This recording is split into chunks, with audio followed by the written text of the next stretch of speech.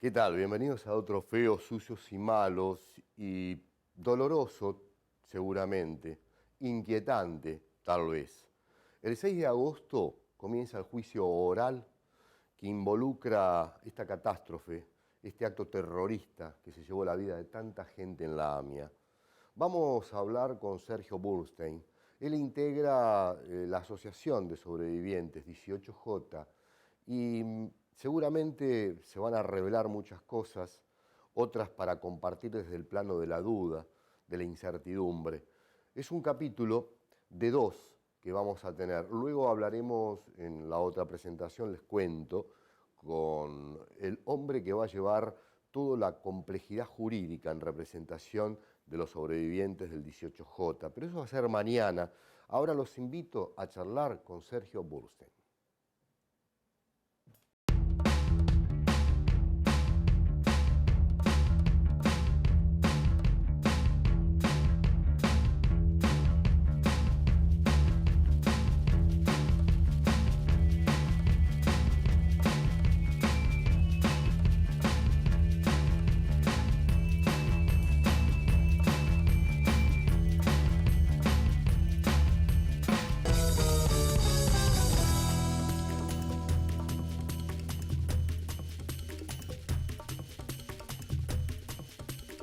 Sergio Burstein, muy buenas tardes. Gracias por estar aquí en este Feos, Sucios y Malos. Y el 6 de agosto comienza el juicio oral por el atentado a la AMIA. ¿Dónde va a estar puesto el acento en toda la acción que ustedes, los familiares, van a llevar adelante? Fundamentalmente tenemos puesto nuestro objetivo en demostrar o por lo menos contar y narrar las mentiras a las cuales nos llevaron durante prácticamente 7 u 8 años, mientras duró la instrucción, tanto el juez Galeano, los fiscales Mullen y Berbaquia, el Fino Palacios, es decir, todos aquellos que tenían que ver con la instrucción de lo que fue la investigación del atentado a la AMIA. Nuestro único testimonio es contar, vuelvo a repetir, lo sucedido. No somos testigos del pago, nunca lo fuimos, no somos testigos de la llamada que lleva adelante el Fino Palacios a Alberto Canoredul para avisarle que le iban a allanar su domicilio, pero tenemos vivencias y las cuales, tanto con el juez Galeano como Mullen y con Berbaquia, en donde podemos, desde nuestra narrativa, nuestras vivencias, por repetir, contar las mentiras y cómo nos fueron llevando para comprar una verdad que nos contaban ellos, que jamás pudimos imaginar que fiscales y jueces y policías pudieran desviar, nos pudieran mentir y pudieran dejar de lado la dignidad de los muertos, en aras de vaya a saber cuáles son los miserables intereses que prevalecieron, que esperamos descubrir en el juicio. Sergio, esas mentiras, muy poca gente tiene registro. Ha habido un sistemático ocultamiento de toda la información, sobre todo en los grandes medios hegemónicos de comunicación. Cuando uno habla de las mentiras, si uno pudiera resumir las principales, ¿no es cierto?, en el encubrimiento, ¿a cuáles nos podríamos referir? No puedo olvidar, y lo tengo muy fresco en la memoria, una reunión con el juez Galeano que hicimos, ya ha comenzado el juicio oral y público por parte del Tribunal Oral número 3, en donde ya nos dábamos cuenta que ese pago que tanto nos habían escondido y nos habían negado era una realidad. Pedimos una audiencia con el juez Galeano y en esa audiencia le pedimos que blanqueara la situación, si era verdad que él había pagado o que ese pago era una realidad, que se presentara y lo dijera, que blanqueara la situación a ver si podíamos salvar el juicio, porque aún nosotros creíamos en las mentiras de que los policías eran responsables de haber sido partícipes necesarios en el atentado a la AMIA. Galeano lo negó enfáticamente a toda manera posible, que él nunca vio una cantidad de dinero tal, que nunca se lo dijeron, que él nunca pagó a nadie, que él no sabía de ningún pago. Y bueno, a los pocos días nos enteramos cuando declararon los agentes de la CIDE, que Jaime Estiuso y todos los demás, de que sí, el pago era una realidad, nos enteramos cómo se hizo, y esto originó la primera causa por la cual va a juicio Galeano, y luego, posteriormente, la otra que acabo de mencionar, que era el aviso a Alberto Canoredul, uno de los principales sospechados, apenas ocurrido el atentado, de tener cierta o alguna responsabilidad en el atentado, y bueno, que él le avisa, se genera ahí una protección en la cual al investigarse se llega hasta Carlos Saúl Menem.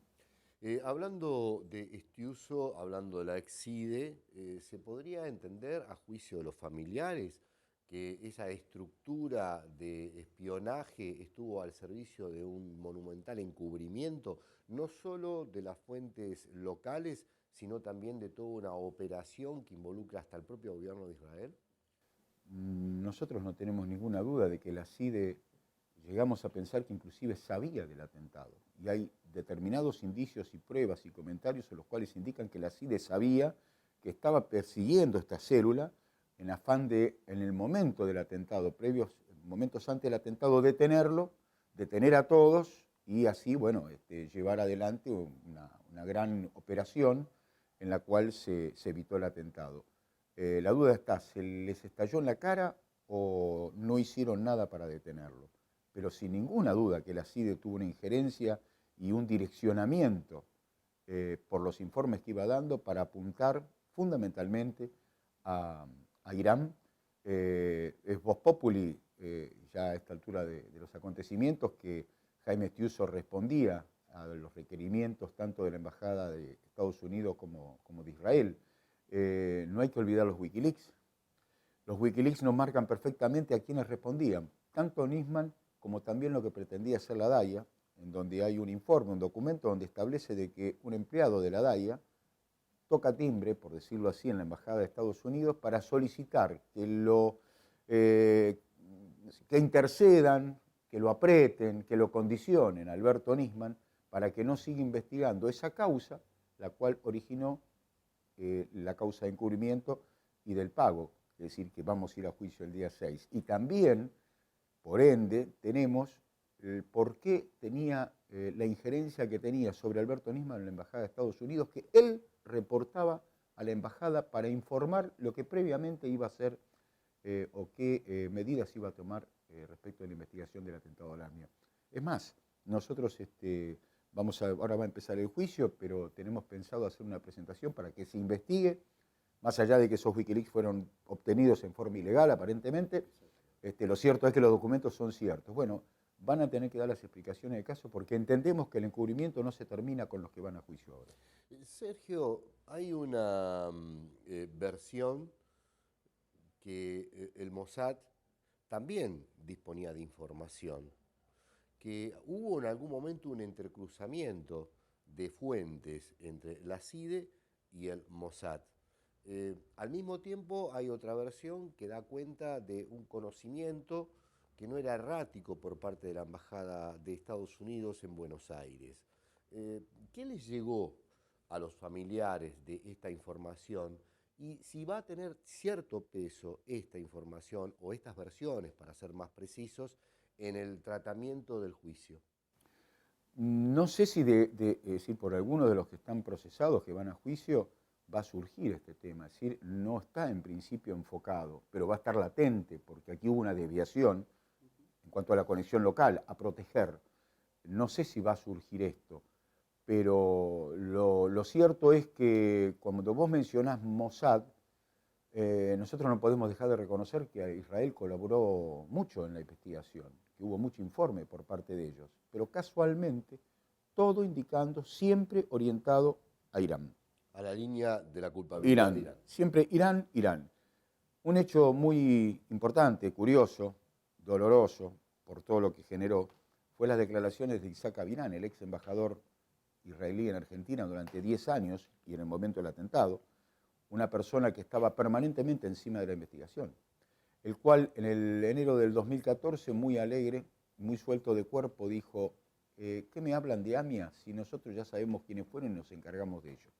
Inmediatamente pedimos una testimonial de este señor, a la cual Israel se opone, a la cual Israel todavía no transmitió, es por lo que nos lleva a decir de que no hay diferencia entre Israel e Irán, porque ambos países permanentemente dicen vamos a colaborar con la justicia argentina, pero llegado el momento, el Estado iraní no permite que los indaguemos a los ciudadanos iraníes, e Israel hace exactamente lo mismo con este señor Avirán, aduciendo de que él no sabía nada, que fue un error. Pero yo no le pregunto a Israel, quiero preguntarle a Isaac Avirán en una testimonial que me responda quiénes son a los que él se refirió, si conoce los nombres. Cuando Alberto Nisman se enteró de esto, lo voy a hacer sin las palabras exactas, pero la idea es, y al final, ¿para qué me tienen? Tantos años investigando y estos tipos ya se encargaron de ello. ¿Para qué estoy acá?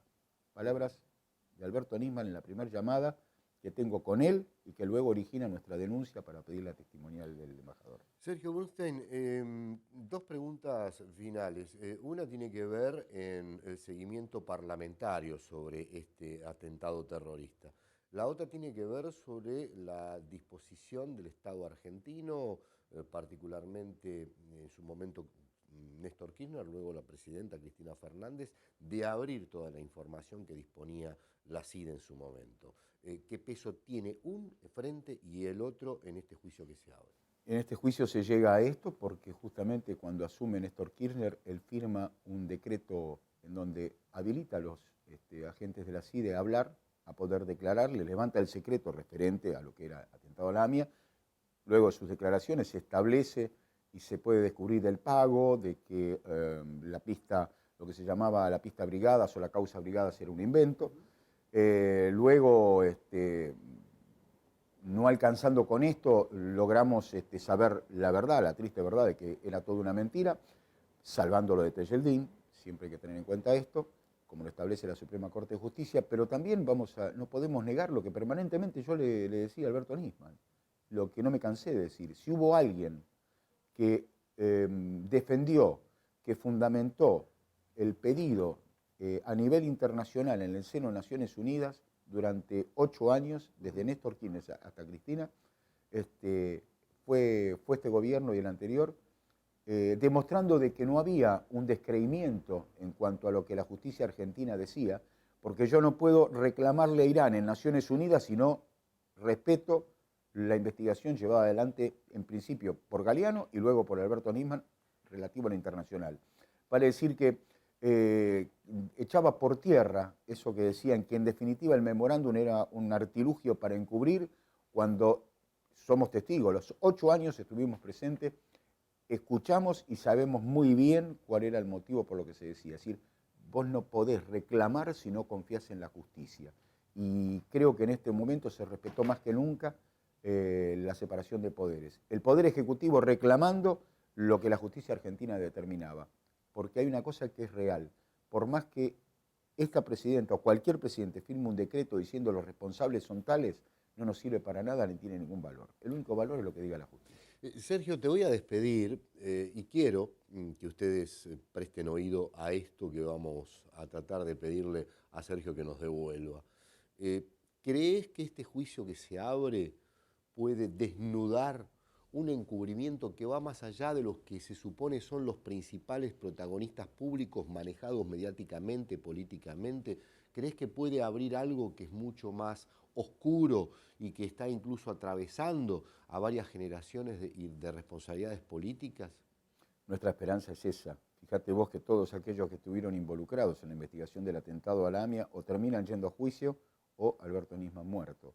Es decir, en la triste realidad, lo crudo, la causa AMIA se comió todo y nosotros apostamos a eso, a esa llamita, pequeña llamita de esperanza de que este juicio no solamente sirva para condenar a los que entendemos son responsables de que no se sepa la verdad, sino para encontrar justamente ese trasfondo oscuro, esos personajes que están atrás de estos que son públicos y que no tengo ninguna duda, no son pocos y que esto no fue simplemente estos que estamos señalando que vamos a sentar en el banquillo de los acusados.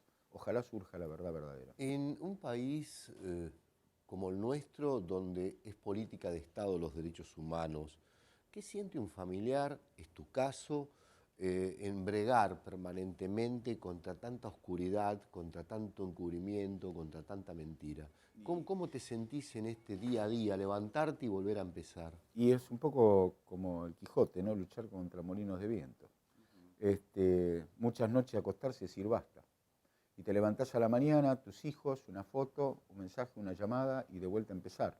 Esto es una militancia por la vida que empezó hace 21 años y que el otro día cuando se conmemoraba el 21 aniversario, mis dos nietos de 12 y casi 10 años, que nunca conocieron a su abuela. El mayor pidió estar en el acto de la juventud y el otro, en la foto de ella, puso un mensaje, es decir, ¿cómo te extrañamos, mi querida abuela? Algo así. Lo que nos demuestra que no termina con nosotros.